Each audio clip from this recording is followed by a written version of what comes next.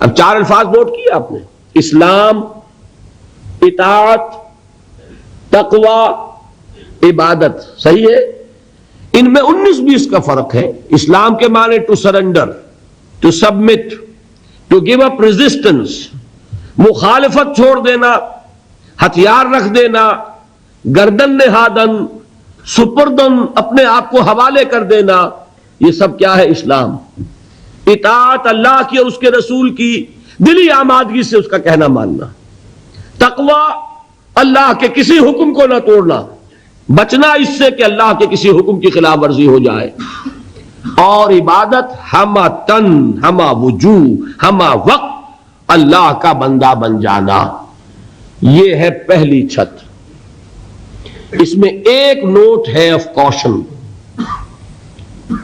ہمارا جو باتیں میں نے اب تک کہی ہیں اس میں کوئی چیز نئی نہیں ہے، آپ سب جانتے ہیں، ایک ایک بچہ جانتا ہے. لیکن ایک بات ہمارے ذہنوں سے نکل گئی اور اس نے سارا فطور پیدا کر دیا. وہ یہ کہ ہم یہ بھول گئے کہ یہ بندگی، یہ اسلام، یہ عبادت، یہ اطاعت جزوی نہیں ہو سکتی، کلی ہوگی. یہ نہیں کہ اللہ کے کچھ احکام قبول اور کچھ رد، کچھ سر پر، سر آنکھوں پر اور کچھ پاؤں تلے. یہ اگر ہوگا تو اس کے معنی کیا ہے؟ یہ تمسخر ہے، استہزاء ہے، ڈھٹائی ہے، مذاق اڑانا ہے اللہ کے دین کا. اور کل میں تجزیہ کر کے بتا چکا ہوں کہ اس میں جو چیز مانی جا رہی ہے وہ بھی اللہ کے حکم کی وجہ سے نہیں، اپنے نفس کی پسند کی وجہ سے. جو مانی جا رہی ہے وہ بھی اللہ کی اطاعت نہیں، نفس کی اطاعت ہے. اور میں وہ آیت سنا چکا: افتؤمنون ببعض الکتاب وتکفرون ببعض. کیا تم ہماری کتاب اور شریعت کے ایک حصے کو مانتے اور ایک کو نہیں مانتے؟ سود کس نے حرام کیا؟ اللہ نے. سور کس نے حرام کیا؟ اللہ نے. شراب کس نے حرام کی؟ اللہ نے. بڑا دیندار بنا پھرتا ہے، شراب تو نہیں پیتا، سور نہیں کھاتا، سود کھاتا ہے.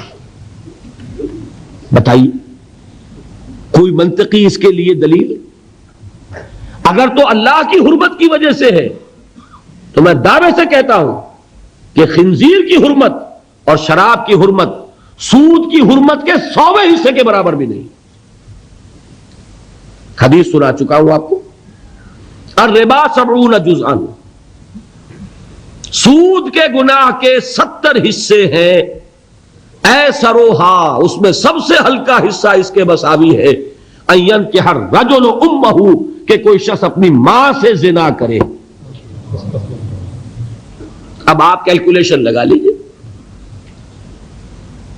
کیا سور کے کھانے پر اللہ کی طرف سے اعلان جنگ آیا ہے؟ کیا شراب کے پینے پر اللہ کی طرف سے اعلان جنگ آیا ہے؟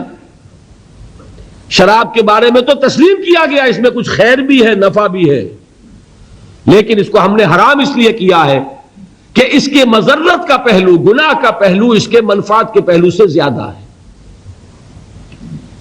یسألونک عن الخمر والمیسر قل فیہما اسم کبیر ومنافع للناس واسمہما اکبر من نفعہما. یہ فرمایا نا. لیکن حرام اور سود پر کہا کہ اگر باز نہیں آتے فَأَذَنُوا بِحَرْبٍ مِّنَ اللَّهِ وَرَسُولِهِ، تو کان کھول کر سن لو اللہ اور اس کے رسول کی طرف سے اعلان جنگ. یہ بات اچھی طرح سمجھنے کی. یہ بندگی پارشل نہیں ہو سکتی، کمپلیٹ ہوگی. اسلام میں آنا ہے تو پورے کے پورے میں آنا ہوگا، ادھورے میں نہیں آئے بھی. ادھورے میں آتے ہو تو جاؤ، دفع ہو جاؤ، ہمارے ہاں قبول نہیں. ہاں کسی وقت غلطی ہو جائے، کل بیان کر چکا ہوں، خطا ہو جائے، ٹو ایرر از ہیومن. حضور نے فرمایا کل بنی آدم خطاؤون وخیر الخطائین التوابون.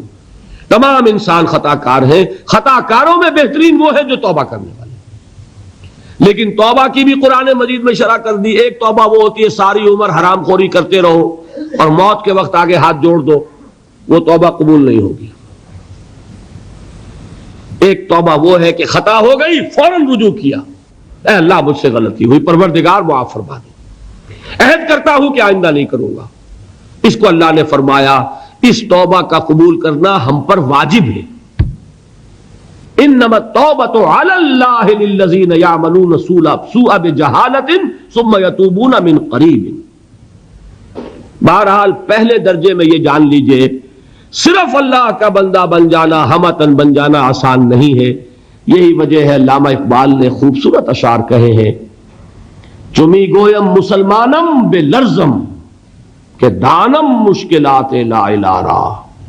میں جب یہ کہتا ہوں کہ میں مسلمان ہوں تو مجھ پر کپ کپی طاری ہوتی ہے کہ مجھے معلوم ہے کہ لا الہ الا اللہ کہہ دینا بہت آسان ہے، اس پر پورا اترنا بہت مشکل. یہ شہادت گاہ الفت میں قدم رکھنا ہے اور لوگ آسان سمجھتے ہیں مسلمان ہونا. یہ اشعار تو یاد ہوں گے. دیکھیے یہ پہلی منزل بنی ابھی، اور پہلی منزل ہی اتنی کٹھن ہے. البتہ اس کی کٹھنائی کو اللہ نے آسان کیا ہے. 4 ایسے عمل ہمیں عطا فرما دیے کہ اگر ان کی پابندی کریں گے تو آسان ہو جائے گا اللہ کی بندگی کرنا. نماز کس لیے؟ تاکہ یاد رہے کہ ہم نے اللہ سے یہ عہد کیا ہے. 5 مرتبہ اپنے کاموں سے نکلو، کہیں غفلت طاری نہ ہو جائے. آؤ اپنے عہد کو تازہ کرو. ایاک نعبد و ایاک نستعین. پروردگار میں عہد کرتا ہوں، تیری ہی بندگی کرتا ہوں اور کروں گا، اور تجھ ہی سے مدد چاہتا ہوں اور چاہوں گا. حفیظ جالندری کا ایک بڑا پیارا شعر ہے، سجدے میں گر کر آدمی کیا کرتا ہے. بڑا پیارا شعر ہے. سرکشی نے کر دیے دھندلے نقوش بندگی، آؤ سجدے میں گریں لوح جبیں تازہ کریں. ہمارے تو ماتھے پہ لکھا ہونا چاہیے کہ یہ بندہ ہے، اللہ کا بندہ. سرکشی جو ہے اس کی وجہ سے یہ نقش کچھ مدھم ہو گئے ہیں. سجدے میں گرو اور تازہ کرو تاکہ وہ نقش بندگی جو ہے پھر اجاگر ہو جائے. سرکشی نے کر دیے دھندلے نقوش بندگی، آؤ سجدے میں گریں لوح جبیں تازہ کریں. نماز کیا ہے؟ بندگی کے اقرار کو تازہ کرنا. پھر اس عبادت میں آڑے آتے ہیں انسان کے نفسانی خواہشات. اس نفسانی خواہشات کا مقابلہ کرنے کے لیے کیا دیا؟ روزہ. حضور نے فرمایا الصوم جنتن، روزہ ڈھال ہے. نفس کا حملہ کس پر روکو گے؟ روزے کی ڈھال پر. پیٹ کھانے کو مانگتا ہے لیکن اپنے اندر ضبط پیدا کرو. 1 مہینے تک صبح سے شام تک شدید بھوک کے باوجود نہیں کھا رہے، حلال چیزیں نہیں کھا رہے، بہترین پھل موجود ہے فریج کے اندر، حلق میں کانٹے پڑ رہے ہیں اور فریج کے اندر روح افزا کی بوتل موجود، نہیں پی رہے. کیوں؟ کہ اللہ کا حکم نہیں. اگر اس کی عادت ہو جائے گی تو بقیہ 11 مہینے حرام سے تو بچو گے کہ نہیں. یہ مشق ہے، یہ بندگی کی مشق کرائی جا رہی ہے. پریڈ کرتا ہے ایک فوجی کس لیے؟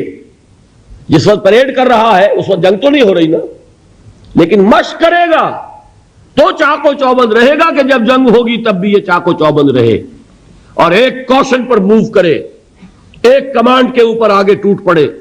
اس کی عادت کرنی پڑتی ہے. تو نفس کے حملوں کو روکنے کی عادت پیدا ہوئی کس سے؟ روزے سے. اللہ کی بندگی میں ایک بہت بڑی رکاوٹ ہے مال کی محبت. مال محبوب ہے، یہ تو میں آپ کو اقسام شرک میں بتاؤں گا. زر پرستی بھی شرک ہے جسے کوئی نہیں جانتا. قبر پرستی کو تو جانتے ہیں شرک ہے اور ہے. زر پرستی بھی شرک ہے، یہ کسی کو پتا نہیں. اور نفس پرستی بھی شرک ہے، یہ کسی کو پتا نہیں. یہ تو وہ موضوع آئے گا اب انشاءاللہ. لیکن ذہن میں رکھیے سب سے بڑی دل کے اندر جو نجاست ہے وہ حب مال کی ہے، مال کی محبت. اس کو کھرچنے کے لیے کیا چیز عطا فرمائی؟ زکوٰۃ. مال نکالو. اور یہ ساری برکات جمع کر دی کس میں؟ حج میں. نماز کی برکت بھی ہے، اس میں طواف ہو رہا ہے، شاعر الہی ہے، اور پھر اس میں مال بھی خرچ ہو رہا ہے، وہ زکوٰۃ کی برکت آ گئی. احرام کی پابندیوں میں روزے سے مشابہت ہے.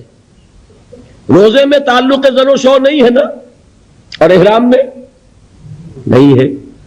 تمام برکات کو جمع کیا ہے حج میں.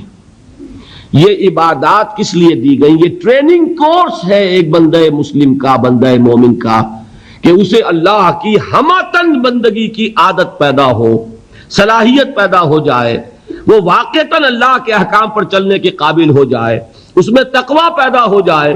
یا ایھا الذین آمنوا کتب علیکم الصیام کما کتب علی الذین من قبلکم لعلکم تتقون. اہل ایمان تم پر روزے فرض کیے گئے جیسے کہ تم سے پہلی امتوں پہ فرض کیے گئے تھے، تاکہ تمہارے اندر تقوی پیدا ہو. وَلَقَدْ